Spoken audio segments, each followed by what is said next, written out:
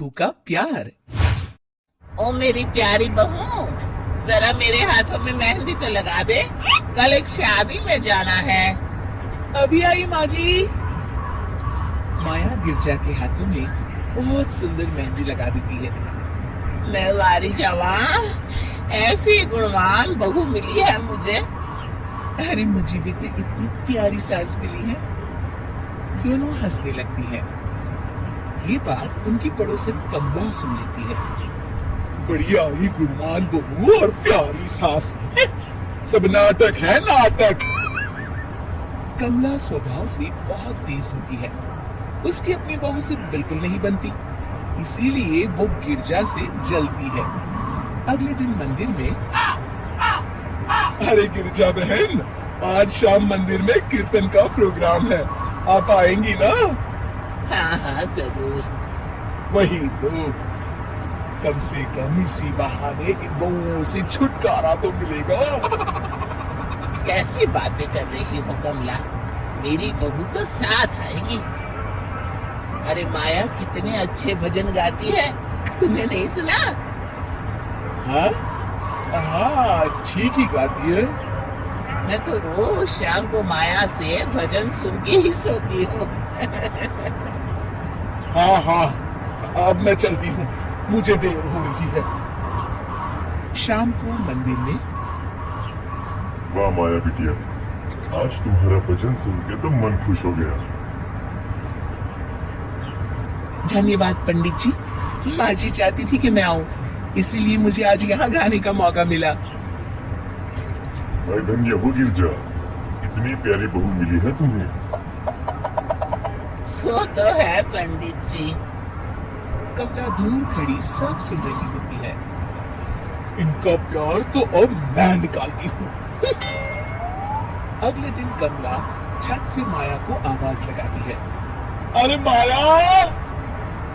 जी बुआ जी, जरा इधर तो आना, कुछ बताना है। अभी आई बुआ जी। क्या हुआ? माया कमला के पास जाती है। पता है, कल सुबह गिरजा मंदिर में कह रही थी कि उसकी किस्मत फूट गई जो उसे तेरे जैसी बहू मिली। अच्छा बुआ जी, किसी बात पर गुस्से में कह दिया होगा। आप तो जानती है, माँ जी मुझे कितना प्यार करती है।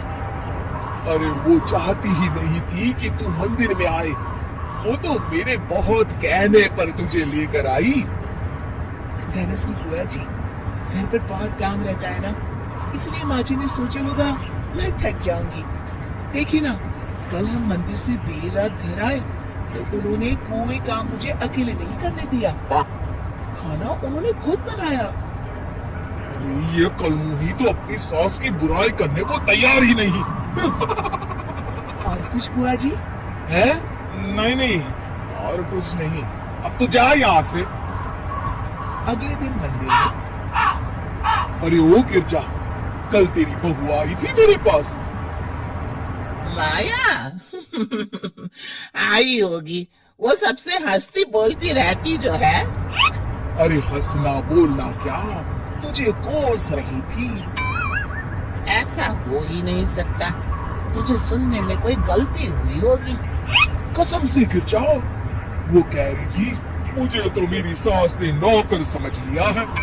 दिन भर घर का काम करती रहती हूँ मैं, और मेरी सास आराम करती है। अरे ज्यादा काम से थक गई होगी तो गुस्से में कह दिया होगा।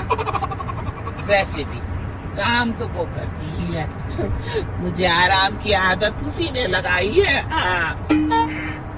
जो भी हो, थोड़ी नकेल कस ले, बाद में ये बहुएं सास को घर से ही निकाल देती है।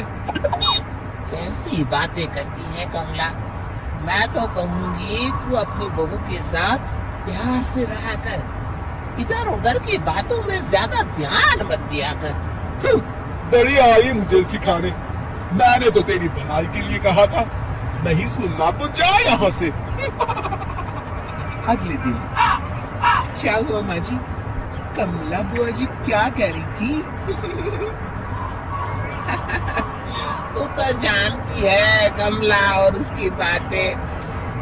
हाँ हाँ, बड़ी परेशान है हमारा प्यार देखकर। अरे ना समझ है वो। दोनों खिलखिलाने लगती हैं। शाम को कमला मंदिर के कोने में अकेली बैठी होती है। क्या हुआ कमला बेटी? पंडित जी, मैं बहुत परेशान हूँ। मेरी बहू मुझे प्यार नहीं करती। वही गिरजा की बहू उस पर जान छिड़कती है। ये तो अपनी अपनी करनी है बेटा। गिरजा की बहू ही नहीं, गिरजा खुद भी तो अपनी बहू को जान से ज्यादा चाहती है ना। सो तो है। बस बिटिया, इसी में सारा भेद छुपा है। प्यार दो तो प्यार मिलेगा ही। और कभी आपस में मन मुटाव हो भी जाए तो उस बात को भुला दो। गलतियां तो हम सबसे होती हैं, आखिर हम सब इंसान ही है ना। ये तो आप सही कह रहे हैं पंडित जी। अब जाओ और दूसरों की बगिया में आग लगाने की जगह अपने बगीचे के पौधों को सींचो। जी पंडित जी। शिक्षा, दूसरों को अच्छा देख उनसे ईर्ष्या करने की जगह खुद को अच्छा बनाने का प्रयास करें।